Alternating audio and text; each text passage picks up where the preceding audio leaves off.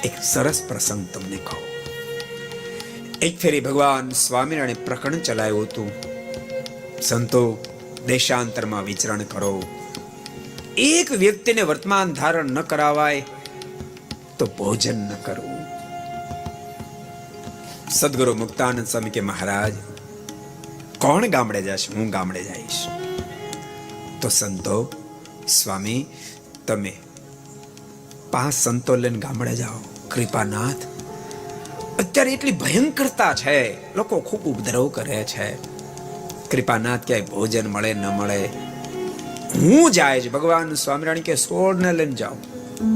અરે કૃપાનાથ, હું 8 માટે હજુ વિનંતી કરી રહ્યો છું. ભગવાન શ્રી હરિ કે 32 ને લઈને જાઓ. અરે કૃપાનાથ, વધારતા 64 સંતો બોલ્યા.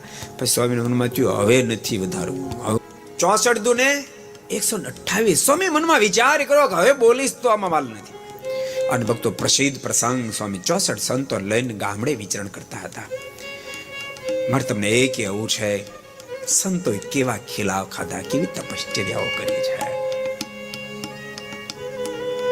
એમાં જૂનો જમાનો ભક્તો એજ્યુકેશન ખૂબ ઓછું હતું.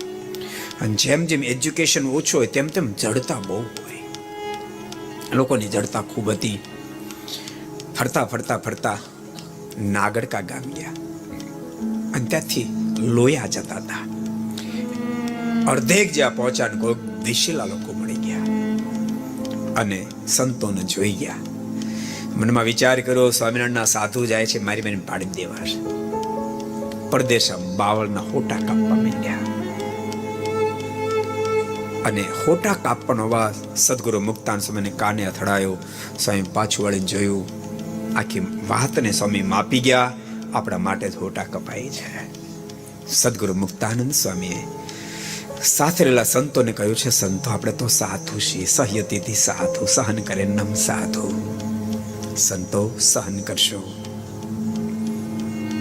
સાંભળો, અત્યાર સુધી તો કાંટા વિનાના હોટા ખાધા છે, આજ કાંટા સોતા હોટા ખાવાનો વારો છે. પણ સંતો જોજો, તમારી સાધુતા નહીં છોડશો. આમાં જો તો સ્વામી વાત કર્યા ત્યાં પહેલા હોટા લઈને આવી ગયા અને કાંટા સોતા હોટા સંતોના વાહમાં પ્રહાર કરે, હોટો મારે, શરીરમાં લોહીની છેડો છૂટે. સંતોના મુખમાંથી સ્વામિનારાયણ સ્વામિનારાયણ સ્વામિનારાયણ શબ્દોનો નાદ નીકળે. પેલા હોટો મારે અને સંતોના મુખમાં સ્વામિનારાયણ નાદ નીકળે. મારતા શેખ લોયા ગામ નજીકમાં આવી ગયા. દેશી લોકો ત્યાંથી ભાગી છૂટ્યા. સંતોના શરીર લોહી લુહાણ થઈ ચૂક્યા હતા. સદગુરુ મુક્તાનંદ સ્વામીના મનમાં વિચાર થયો કે લાવ લોયા ગામમાં સૌરા બાપુનું ગામ છે, અહીંયા જાશું, 2-4 દાડા રોકાશ. સંતોને ખૂબ માર પડ્યો છે, થોડા શરીર સાજા થાય પછી આગળ વધીશું. પણ ત્યાં સ્વામીને સમાચાર મળ્યા કે ત્યારે ભગવાન શ્રી લોયામાં બિરાજે છે અને આજ્ઞા કરેલી, જ્યાં સુધી મેં આદેશ ન આપીએ ત્યાં સુધી કોઈ પણ વ્યક્તિએ અમારા દર્શનાર્થે આવવું નહીં. સ્વામીને ત્રાસકો પડ્યો છે, ગજબ થઈ. મારી આજ્ઞા છે કે અમારે આદેશના દર્શન કરવાના આવવું. અને સંતોને એટલો બધો માર પડ્યો છે, સંતોને જો અત્યારે ક્યાંય આશરો નહીં મળે તો રખીને 2-4 સંતોના શરીર પડી જશે. સ્વામીની આંખ ભીની થઈ ગઈ છે. વળતો વિચાર આવ્યો, લાવ એકાદ પત્ર ભગવાન શ્રી હરિને લખું. એક પત્ર લખ્યો છે, કૃપાનાથ, સંતોને આપના દર્શન ખૂબ ઈચ્છા છે, ઘણા સમયથી દર્શન નથી થયા, તો માલિક આપ મહેરબાની કરો, તમે દર્શન કરવા માટે આવીએ. અને ભગવાન શ્રી હરિએ કહ્યું છે, દર્શન કરવા પધારો. સદગુરુ મુક્તાનંદ વગેરે સંતો, શરીર ઉપર તો લોહી હતું, મોટા તુંબડામાં પાણી પીર્યું હતું. એક તો તેને પલાળી શરીર લૂછી, પણ એ કપડા નીચે હોય તો અંદરથી લોહીની ધારા થાય, એટલા લોહી લુહાણ સંતો થયેલા. સંતોને કીધું, સંતો લોહીવાળા કપડા એક બાજુ રાખી બીજા કપડા ધારણ કરો. સંતોએ ધારણ કર્યા. આવ્યા છે સુરા બાપુના દરબાર ઘટમાં. સંતો દંડવત કરતા હોય. મારે તમને એ કહેવું છે, એક સંતો કેવા હોય, કેટલા દયાળુ હોય, કેવા એને ખીલા ખાધા આપણા જેવા અનંત આત્માને માટે. ભગવાન સ્વામિનારાયણે પ્રશ્ન કર્યો, સંતો કેમ છો, બધા કુશળ છો ને?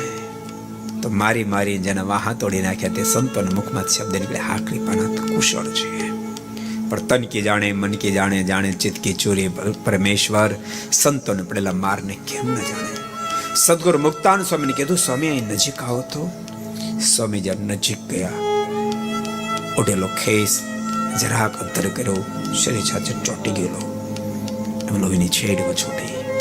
એક પછી એક સંતને ભગવાન શ્રીને બોલાવ્યા છે. એક સંતની આ સ્થિતિ જોતાની સાથે સ્વયં ભગવાન શ્રીની આંખ પણ ભીની થઈ છે. લાલ ઘઉમ અતિશય ક્રોધાયમાન બન્યા છે.